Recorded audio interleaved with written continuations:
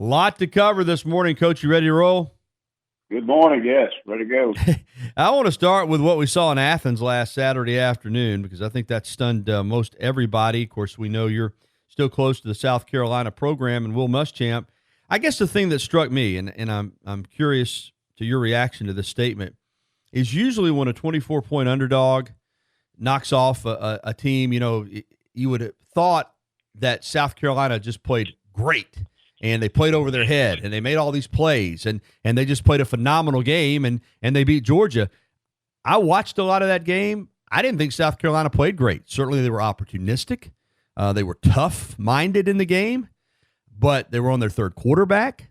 They didn't move the ball up and down the field and score a ton of points. They got a pick six, which is always big.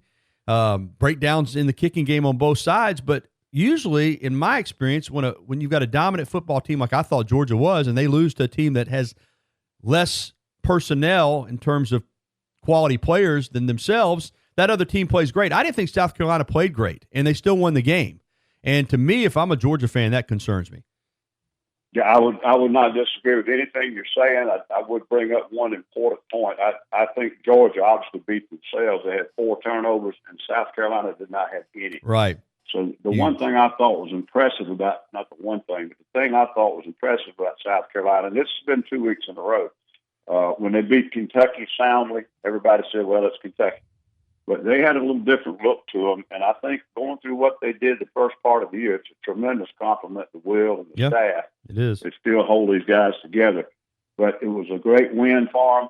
But I agree, Georgia outgained them both passing and rushing. They probably, one of the better kickers in the country missed 2. He probably wouldn't miss them again. And no question, they had a little bit of luck with them. But I thought they out-toughed Georgia. And they played them in the things that made a tremendous difference. That's turnovers. Yeah, turnovers. Carolina got better at another thing, too. They did not allow Georgia a lot of explosive plays. And people say their wide receivers are not that good, but they've been putting up explosive plays this year. And Carolina did not give up many of those, and that was the difference in their defense. Yeah, for South Carolina, this changes the whole look of the season. But as you know, it's a week-to-week process in this league, and sometimes teams that flash don't stay consistent. And for South Carolina now, the challenge is to go home and take on a good Florida team that played a heck of a game. They came up short in Baton Rouge against LSU, but that's a good football team. Of course, Florida's thinking the same thing. We can't afford to drop another one now in the conference. So suddenly this Florida-South Carolina game, that 11 a.m. Central Time, noon Eastern Time kick, is a big, big game on Saturday at Williams-Brice. Yeah, it is. And of course, South Carolina, if their defense is now turned and is going to play this way each week, they'll have a chance. But their offense has slipped in the last 2-3 weeks. And they're just not making a lot of plays. Of course, they had a crazy situation with the quarterback injuries the other day, down to the third quarterback. So there's a lot of factors they're dealing with. But they've sort of just kind of put it on the backs of the running backs and offensive linemen just trying to run the ball. This game for Florida is very, very important. If South Carolina upsets them at South Carolina, which is about a touchdown underdog right now, it basically kills Florida's chance to go to the East. I think what you have to watch out then is going to be a horse race between Missouri and Georgia. Missouri may just slip in the back door. Yeah, they could. And for Georgia, you've been a part of these situations where you had a really good football team and you drop one that nobody expected you to drop. Now, Georgia, as Kirby said, I mean, it's all still there for them. I mean, they went out there in Atlanta, their chance to win the SEC championship and go to the playoff. But now that margin for error is gone, and you got question marks all of a sudden. Fromm didn't play great. As you said, I think you're right. I think they got out physical. They got out toughed, and that's not something you expect from Georgia. They get Kentucky at home. You certainly expect them to bounce back, but what about Georgia? What's their mentality when suddenly you lose a game like that at home that you don't feel like you have any business losing? What do you do to bounce back from that? Well, the first thing, they've got to get their offense more consistent. And Fromm did not play well, but I'll be honest with you, I just don't see a lot of separation out there in the perimeter with their receivers. Right. But the other thing is their defense is very good, and they played pretty dang good against Carolina the other day. They got them to 300 yards, but they did not produce a single takeaway. So they're a lot better than Kentucky. I think South Carolina's a heck of a lot better than Kentucky too. But Georgia is got a game they could win and play bad, but Georgia needs to play well this weekend. And one thing Kentucky is, they're tough. So if there's an issue with toughness, like it was last Saturday, it's not going to be a good day for them. They'll probably get the win, but I think they've really got to get some things straightened out to be able to finish out this season. Yeah, Georgia-South Carolina game, a great reminder. This is college football. When you tee it up on Saturday, you never know what's going to happen. Obviously, we'll get to Alabama here in a moment, but right now, Cowboy is checking in from out in Dallas and has got a question for you, Coach. Good morning, Cowboy. Coach Johnson, how you doing? I had lunch with you one time at the Alabama High School clinic when you were after the '97 season, I guess, in Birmingham. You were speaking in a clinic or whatever. But, Coach, your philosophy is more 4-3 than 3-4, right? In later years, we went more to a 4-2, which is kind of a extension of the 4-3. And started playing with three big safeties. Kind of like the 4-2-5, like Gary Patterson plays out here at TCU. Very similar. He's a little bit different the way he approaches it, but the personnel is the same. Right. What was the toughest environment? Did you ever coach at A&M? No, I have coached against A&M at A&M. Right. Oh, I was out there last Saturday. A lot of people talk about their environment, but I don't think it's as loud as people think. I think Jordan Hare is tougher on Alabama than A&M is. The fans yell a lot out there, but it's not hatred towards Alabama like a lot of other places are. Yeah, Coach, I'll piggyback on that. Yeah, go ahead. I think it is. It's a great place to play a game. They have their yells and all, but yeah, as far as intimidating and trying to get on the other team, A&M's not nearly as bad as Baton Rouge, Auburn, Knoxville, some other places in this league, is it? No, and their stadium's a little different. The design of the stadium is sort of back away from the field a little bit. I know they've changed it about 3 or 4 years ago, but it's still not up on top of you. Even Bryant Denny now is really, really loud because of the additional seats, and it's completely bowled in. It's hard to believe that when I first came there, we only had 51,000. That is hard to believe.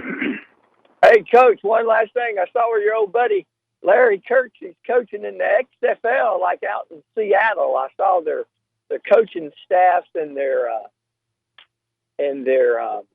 for Seattle and who I was on. Yeah, Larry Kirk's the former Alabama staffer, coached all over the place. Did you know he was in the XFL, Coach?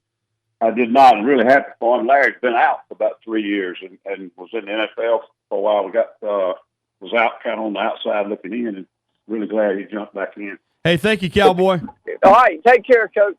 All right, good to hear from you. All right, let's continue to go around the SEC. I want to save Alabama for the next segment, Alabama and Tennessee.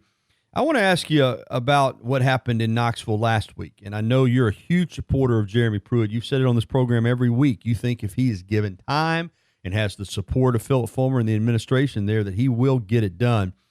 I thought last week was a big game for them because Mississippi State, not a great football team, but they're an SEC team. They were actually a 7-point favorite at Neyland, and Tennessee controlled that football game. They wound up winning at 20-10. I thought they had a good game plan. Kicking games, offense, defense kind of controlled that game, and you can't minimize when you're on the hot seat the way Pruitt is. A game like that could be a season turnaround for Tennessee. I thought it was a huge win for them. Could be, and I hope it'll give them a chance to reach 6 games and get in a bowl game because they've still got a lot of tough games left.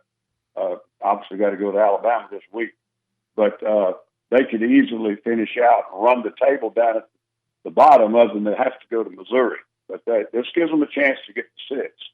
On the other hand, Mississippi State right now is trending the wrong way, Sure. And I tell you, they're going to have to beat Arkansas, of course. But they've still got tough games against Texas A&M and Ole Miss on the schedule, and they're going to have to win one of those to get in the bowl game. Maybe both. All right, let's before we get to the break, let's go ahead and get Tom on with you, Coach. Tom, you're on with Ellis Johnson. Coach Ellis, how are you this morning? Been fine. Thanks for taking my call. Hey, look, Cowboy brought up about the stadium at A&M, and I've been wanting to ask a coach this. they do that blame swaying out there in those stands.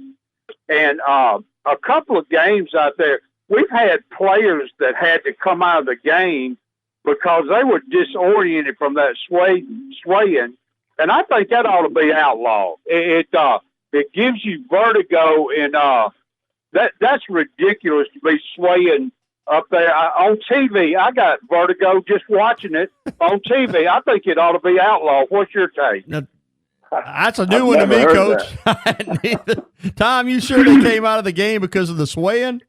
Yeah, Rashad Johnson asked him. Okay. When he was out there, they were swaying. He had to come out of the game because he got disoriented because of that blame swaying, and it ought to be outlawed. Well, Tom, I know what Ellis is going to say. If he's got his eyes where they're supposed to be, that swaying shouldn't bother him, huh, Coach? Well, you can't. If everybody in the stadium's doing it, Coach, I mean, you can't avoid it. Well, I never heard that before. If it actually is provable that it can cause vertigo, I guess they would tell them they can't do it. But yeah, well, I'm going to write some letters to some people. Something's got to be done about that. All right, Tom. We'll stay on top of it. Thank you, Coach. Get us some changes there. All right, Ellis, let's take our break here, and we come back on the other side. We'll dive into Bama's performance last week against A&M. Look ahead, of course, to the third Saturday in October matchup against Tennessee. Bama's a 35.5-point favorite. Also, Auburn comes back after a bye week and goes to Arkansas. Of course, that's an important game for Gus Malzahn. He's from the state of Arkansas. That and more with the coach, Ellis Johnson, right after this on Tide 100.9 FM, your home for Alabama sports. 9:46, Red Hot Chili Peppers bring us back into the Gary Harris Show. We're visiting with the coach, Ellis Johnson. And, Coach, this past Saturday out at Kyle Field in College Station, Alabama 47, A&M 28. Did you get to watch that game? I saw parts of it. What did you think of Bama's performance overall in that one? I thought it was very good. I still continue to see the defense be a little bit not as dominant, not as consistent as they've been in years past. But I thought they were really, pretty. I mean, obviously very impressive on offense, and they're very balanced. They still have this little in the NFL persona. They'll throw the ball as much as let them run it, but they ran the ball better this week. And I just tell you that I don't know. It's going to come down to whose defense can slow the other one down when they play LSU. Yeah, it's going to be crazy. This week, Alabama gets Tennessee. You've been a part of this incredible rivalry, and now it's one-sided, even more one-sided than it was when Coach Bryant won 11 in a row against the Vols. Saban's won 12 in a row, and Alabama's a 35.5-point favorite over Tennessee. Did you ever think you'd see the day? Not that big a spread. It really is. Of course, it's a compliment to Alabama's offense in the kind of way they've been putting up points. I think Tennessee's improving, and I think they'll hold it down a little closer than that, but they're terribly mismatched in this game. But that was a big win for them last week, and hopefully, they'll start playing better football. It'll be very difficult for them against Alabama. Let me ask you this, because two of these receivers just to continue to put on a clinic, and I'm not a football coach, but it seems to me a lot of these slants and a lot of these short routes that are going for huge plays, I know it's easier said than done, but because these guys are hard to get on the ground, even though they're not the biggest receivers. They're strong, they're fast, they're elusive. And I know I guess it's, do you want to get sliced up in one play, or do you want to get sliced up in 10 or 11? But it seems to me that you'd rather make Alabama run more plays and hopefully you get a turnover or something. And I don't know. I guess I just don't see how you can play man-to-man against these guys at all. And I know if you have a soft zone, they throw underneath it and so forth and so on. But wouldn't you rather, let them catch a football and just make sure you get the tackle and try to live to play another play rather than you continue to see these short passes go for 75, 80 yards? I mean, how do you defend this bunch? You have to do more of that, Gary. And I think also they're getting caught in man and they're trying to bring pressure. Right. He's so good when he stays back there and they get 5 people out. And, Tua's playing extremely well, not taking anything from him. I'd be curious to know how much of his passing yardage is after the catch. The NFL stats and college stats are different. They don't put scrambles on rushing yardage and things like that. So sometimes college stats are a little misleading. And they had 4 different receivers had a 47-yarder, a 26-yarder, a 31-yarder, and a 33-yarder, which goes to your point. And that's not the same guy. That's 4 different guys had those explosive plays. how do you cover those 4 guys for 60 minutes? You can't do it. So you play zone or whatever, like you said, and at least hopefully don't give them a ton of yards after the catch. Same thing with the backs. The balls that the backs are catching are usually swing routes and check down. They turn into 20-yard plays. Yeah. But it's adding up his passing yards. He's doing a heck of a job. But I tell you, their receiver core is just unbelievably talented. Yeah, it's phenomenal. I mean, I sit up in the press box and I'll say, that guy had a perfect angle to tackle one of those receivers, and they don't go down. And of course, once they get ahead of you, you're not going to catch them. LSU and Florida. My biggest takeaway from that game was it was just a heck of a college football game last Saturday night. LSU, I thought, was a little better team, and they showed it. They made the plays down the stretch, although Florida certainly battled them for 60 minutes in the game. That was one of those old-fashioned, even though it was a lot of offense, it was still a really good, physical, hard-fought football game. Yeah, I thought it was too. And I thought Florida played well, but they really, Trask had been so good at taking care of the ball. Mm-hmm. One interception he threw kind of shut the water off for them because they almost had to use every possession on a positive manner to keep up with LSU.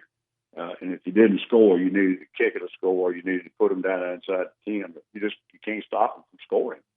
But I thought that Florida's defense played pretty well. They held LSU about as well as anybody, but they just couldn't keep them off the board. And then I think the one turnover crushed them. Yeah, that LSU offense. Are you first of all, the fact that they finally made the switch on offense that they've been threatening to do for years, but that they've done it so quickly, this effectively. And I know Joe Brady from the Saints gets a lot of credit, but it is kind of amazing that a team that's been a run-oriented, time of possession, defensive football team made this switch. And, of course, Burrow deserves a lot of credit. But how surprised are you that they've been this efficient and this explosive in their first season in this offense?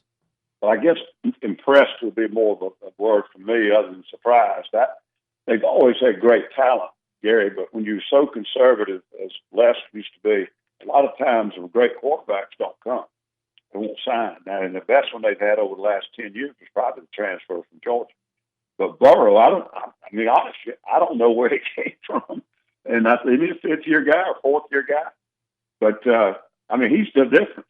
They've got a guy now who can throw the ball, make any throw on the field. They've always had talented wide outs, offensive linemen backs, and Burrow can spread the ball around. So it's not surprising to me, but I tell you, it's very impressive. It is indeed. Any chance, and we already said that Mississippi State is struggling, but they had they had Florida this past week. They got Auburn next week, Alabama looming down the road. Any chance they get caught in a trap game this weekend at Mississippi State, talking about LSU? I don't think so. And I think Mississippi State's leaning the wrong direction, frankly, themselves. But LSU is just too good, and they're playing at LSU. I'll tell you this. When I was playing at Mississippi State, I don't think that's enough of an equalizer. When I was coaching at Mississippi State, LSU, more so than Alabama or anyone else, Ole Miss or any other rival we had, was our players never played well against LSU. We'd make penalties, we'd have missed tackles. Some of it was a talent difference, but we never performed our best against LSU, and it was mental. Auburn comes off the bye after the tough loss at Florida. They go to Arkansas, and this Arkansas team has, they've struggled. They did play much better against A&M and seemed to be getting closer to a win in the conference. You wouldn't think that it'd be too difficult for Auburn, but at Arkansas, of course, Gus being from that state, it's a big game for him. You think there's a possibility Arkansas could get this game into the second half, maybe the fourth quarter? Maybe keep it close a little while. I don't know. I'd say Auburn's good on defense, and they didn't really play that badly last game on defense. They just offensively couldn't keep up, and the quarterback struggled on the road against Florida. But they've had an open date now. And, you come off, when you have an open date, you hate for it to come off a very, very disappointing loss because it just kind of hangs on you. 2 weeks until you can play and get it out of your system. So I think the thing to watch will be whether Auburn has been able to get something positive going for their football team during this open day, coming off that really, I thought, sound defeat against Florida. And Arkansas, I don't think is good enough to beat them, but it's more about whether Auburn's got some things cleaned up and playing better, because they got to come home. I'm thinking, I can't remember exactly who they play the next game, but they've got 2 more games back to back that are going to be really difficult. Yeah, Auburn after Arkansas goes they have to go to LSU. They go to LSU, and then they've got a stretch of at LSU, at home against Ole Miss, then the bye, then Georgia, Samford, and Alabama to close it out. So yeah, there's some daunting games on that Auburn schedule. Coach, we're halfway through the season. Got a couple minutes before we have to close it out. Just anything in this first half of the season in the SEC that's surprised you or stands out to you? Well, I think you got to, like I said earlier, you got to watch Missouri. They may end up surprising everybody. If they could somehow beat Georgia at Georgia, they got a chance to represent the East. I think the key in the West is Texas A&M was overrated.